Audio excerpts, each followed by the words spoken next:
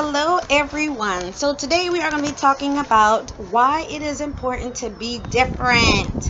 Why is it important for you to know who you are and be who you are? So, I know for me, I'm very different because my mom is very different, and we are all my whole entire family, we're all very, very creative, and the way that we think is different because she taught us to think different. So I would say one of the strongest building blocks that I received from my mom is faith. She taught us faith at a very young age. So it's very easy for me to believe for what I need, for what I want, for where I want to be, for where I'm going. It's very easy and it comes very naturally. And so a lot of people don't understand that. So for instance, I'll be like, oh, I want to go to Mexico this year. Okay, cool.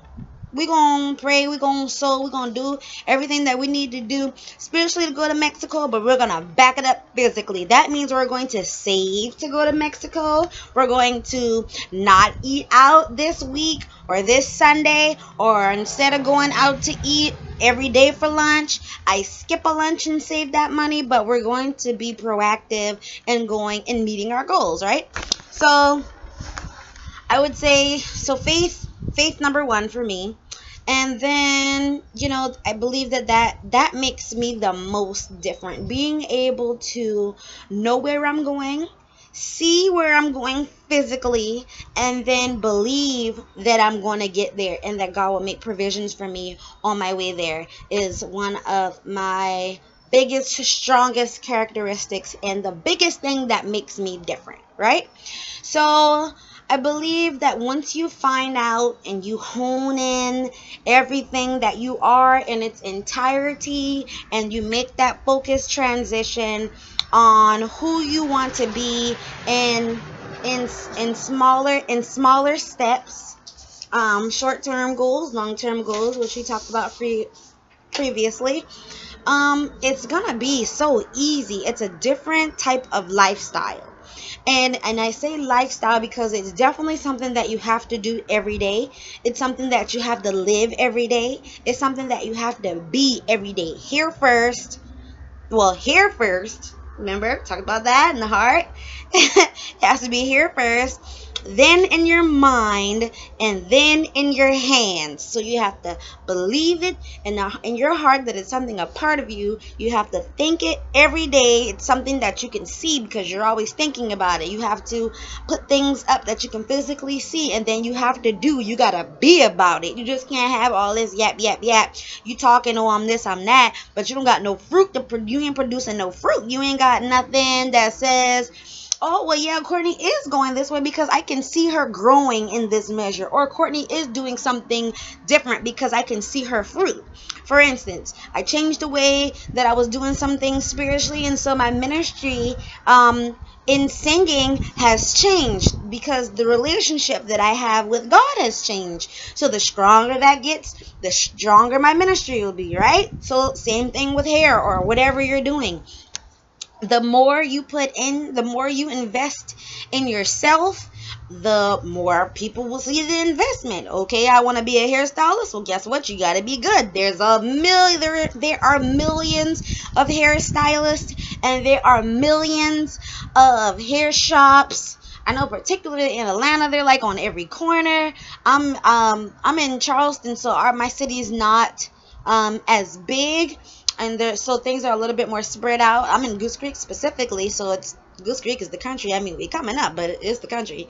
So there's not, so it's a little bit sparse here. But in North Charleston, in the city areas, you go down Dorchester Road, you're going to pass 20 salons. You just are. You're going to pass the corporate ones, the franchise ones, as well as the private owned ones. So, you just have to kind of hone into who you are and who you want to be and where you want to go. How do you do that? You gotta live. I'm just now kind of like honing in where let me see how I can explain it. So I'm just now honing in what will be the most profitable to sustain everything else. So you want to first do that. So for instance, At one point I've never stopped doing hair. I've always been doing hair. I crochet. I was singing, and was that it? I think that's it. I think. I was crocheting a couple of different things. So I was doing clothing, bathing suits, scarves, hats, women's stuff. And then I went into doing guy stuff. I was doing crochet bow ties. I was doing long ties. I was doing the little flower boutonnieres. I was doing like designs and stuff like that. So it took me a minute to kind of hone in where I needed to be. And on top of that, I needed money. I mean, it's cool that you want to do all these things, but do understand that it does take time. Cosmetologists, in the cosmetology field, you don't really get your money back. Well, it could be most business, but I know in cosmetology, 3 to 5 years, it takes you 3 to 5 years to get your money back that you've invested all of, because that's just how expensive it is. Okay, so if you want a nice station, you want this, you want that, even for a small spot, that's gonna run you about $1,000 just in stuff. That's just talking about a sink, a chair, and a station.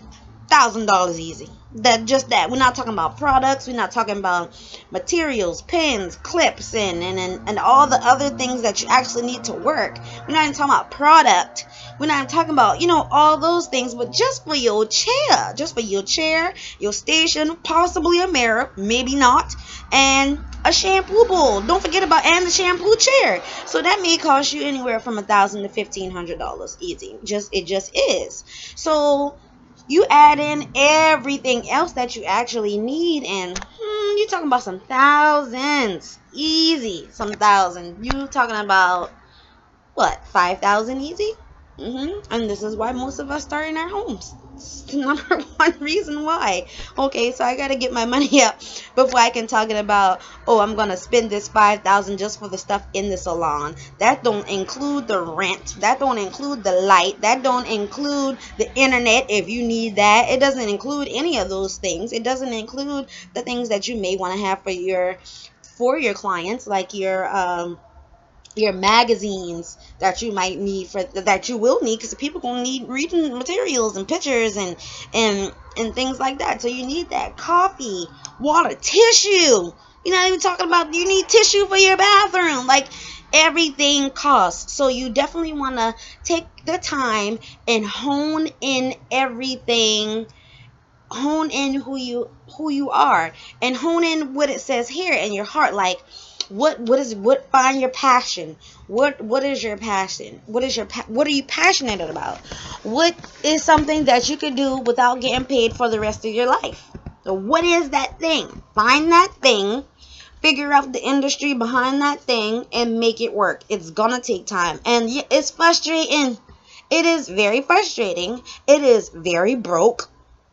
You got to find some money. I mean, there's things you have to make sacrifices, real sacrifices for the things that you really want. You just have to. Like, there's no way around it. I wish somebody would give me. I mean, I'm at a point right now. If somebody gave me $1 million, I know exactly what I want to do with it. I know exactly where I want it to go. I know exactly what I'm going to invest in. I just know, because I'm ready. I have everything that I've ever wanted to do has a business plan for it. I mean, that's just me, because I'm just a dreamer. So, and then that's another thing that we can talk about. Dreaming, getting out of, but not just dreaming, not just being a dreamer, but getting out to the doing and having that dream a reality. Definitely going to talk about that. Because that's a real place. Like, people be dreaming forever. It's like, how long we gonna be in the dreaming phase? Like, at some point we gotta start building, right? We gotta start making some money. We gotta start seeing some residual. You know what I mean? And people's like, I'm going to look at investors. No, you're not even a startup at this point. Well, you ain't nothing but an idea. People have millions of ideas. How many of you have been sitting on TV and was like, dang, man, you saw that infomercial about that whatever, and you was like, I thought of that. Well, you didn't do anything about it. You don't get the money. You just still have an idea. That person put in the work. They put in the money. They put in the sacrifice. They made their idea physical, tangible, and now they are selling it on QVC and with the Shark Tank people, and they making bank. Why? Because they did. You have to do. Remember, heart, the hands. They made it to this stage. Like, this is a real place. Hands is a real place. So we have to do that. For me right now, first of all, kind of went off on a tangent there, but let's talk about yesterday. Yesterday was a very bad day for me. I really got to get me a car because I feel myself getting lazy because I'm stuck in the house. That's just a real place. I feel myself getting lazy. I just want to lay around and I want to sleep all day. And yesterday was a very, very unproductive day for me. The only two things I did yesterday was order my business cards and order a banner. And that was it. Like, I didn't look at my website. I didn't do nothing. I didn't do nothing for nobody else yesterday. It was just bad. But later on that night, I did, me and the kids had pizza and we watched the movie. So family time gets points. But business, oh, horrible. Oh goodness gracious, it was horrible. And so something else that I wanted to correct about millennials. So I'm not saying that it is okay for us millennials or millennials who find it hard to work on other people's jobs or work for other people and want to start their own business to wake up at 10 o'clock in the morning, right? No, that's not okay. So my brother, who's really, really big in this, check out the Will Games, all right? Will Games. He's really, really huge in this. And so my brother has a very, very strict schedule. He wakes up at 5 o'clock in the morning. You know, he does his Bible, reads his Bible, he studies, and then he gets on with the rest of his day with his business, and then he goes to work, blah, blah, blah. That's real cool. So me, I like to stay up at night. Why? Because I have kids, and kids go to bed at 9, right? So I have time. And so I use my time from like 9, 10-ish at night till like 3 o'clock in the morning. So I do tend to sleep in. But I try to get up by 10. I try my hardest to get up like around 10 o'clock. I'm really trying to do better with that. I have really big discipline issues that I'm getting it together, y'all. I'm getting it. I am not, you see my thing, imperfect. I am in no way perfect. Okay, but I am learning and I am growing and I am getting my life together because 40 is coming and I just want to be ready for that. 45, I want to be able to retire. And right about now, with the way technology is going, with the way Facebook and social media, all that, like, that's a real place. Like, you can do that. Like, my son is 10, and he wanted to start a business last summer selling lemonade. And I was like, cool, that's what's up. We're going to do this. You're going to buy your own first car. I'm not doing it. So, for my son to be a millionaire at 30... at 20, that's a real place. He got 10 whole years. 10 years to capitalize on where he's at. For one, he's a kid, so people are going to most likely buy it just for the fact that he's a kid. But not only that, it's really good. It's really, really good. Like, he makes the bomb lemonade. So we did that Black Expo and he absolutely loved it. He was like, Mama, look, I don't want to go to school anymore. Like, I just want to do this. And I was just like, listen, I'm not going to jail. You're going to school, right? So I'm thinking about letting him go to school online so he can capitalize on his business, but I have to know where his heart at. So he does come home and he talks about his business every day, but I really need to know that that he's all the way in and very much so committed, because like I tell him, listen, Mommy got her own things going on. I got my own businesses. Like, I got my own. So I can't do yours and mine. So you got to do yours. I can help and I will help, and we'll find out this information together. But that's not my So I definitely teach my son to have faith for himself. You got to believe for your own stuff. You got to have your own vision. You have to know where you're going. You have to plan for after this takes off. Like, what are you going to do? Are you going to sell your company? Are you going to enlarge your company? Are you going to like, where does he see it? Because it's not mine. It's really not mine. So I definitely teach him to know who he is, know where he's going, know where you're at. And yes, he's 10. He is 10. He washes his own clothes. He takes off the like, he got responsibilities around here. He got to be a man. He got to be somebody's daddy. He got to be a productive citizen of the United States of America. You gotta bear some good fruit, good ones.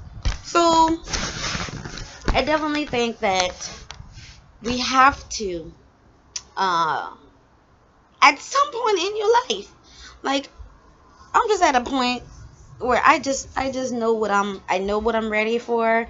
I know what I want my life to look like, and I'm 28 right now. And if I don't stop, I'm not trying to be the one to do this at 40. Like my mom, and not to knock that, but I'm 28 and I have the opportunity to do it now, so I'm gonna do it now.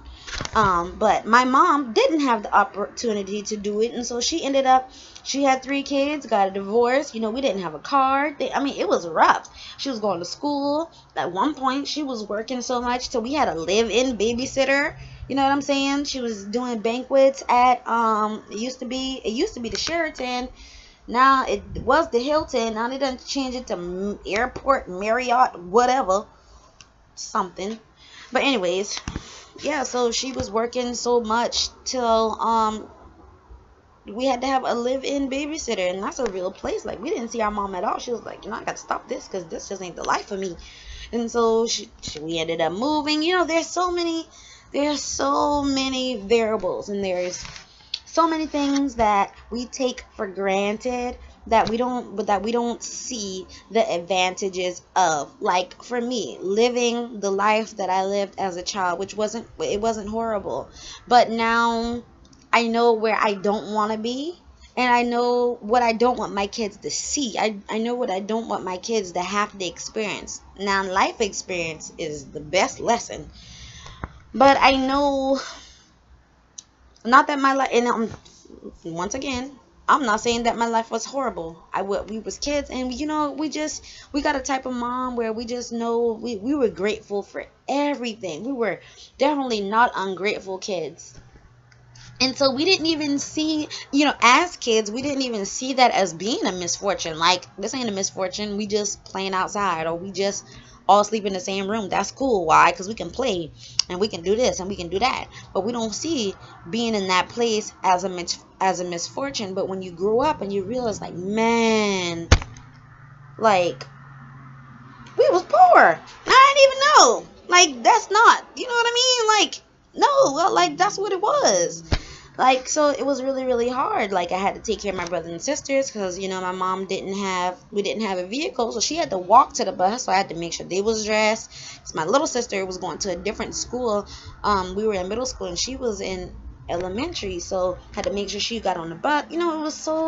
There's so many things that my kids hopefully will never have to experience. And I'm grateful for that. I'm grateful for going through what I went through, so that my kids don't have to. But then it's almost like, y'all getting a little bit ungrateful now. Like, I ain't had it like that when I was growing up. I can't say, oh, daddy, I want these shoes, and my daddy go and get it. No, like, that's not a reality. Like, that, it is for some, but it wasn't for me. It wasn't like that at all. And so, like, my kids now, they call him like, daddy, I want this Power Ranger sword. No? And daddy be like, okay, no. I'm like, babe, no, it's not okay. Like, they ain't did nothing to earn that. They didn't get no extra nothing. You didn't do no extra work in the house. You didn't do no, it's just nothing. Just, no, you don't, what are we rewarding? Why are we rewarding? It's not a birthday. It's not a holiday. None of that. He just needs some more. He just wants. Absolutely not. You're going to start your own business. You're going to buy your own shoes. You're going to buy your own first car. You're going to buy your own house, your first house, cash. You're not going to be in no debt. You're going to know what it is to live a real life. All right? So, with that being said, know who you are, know where you're at, and know where you're going. Peace.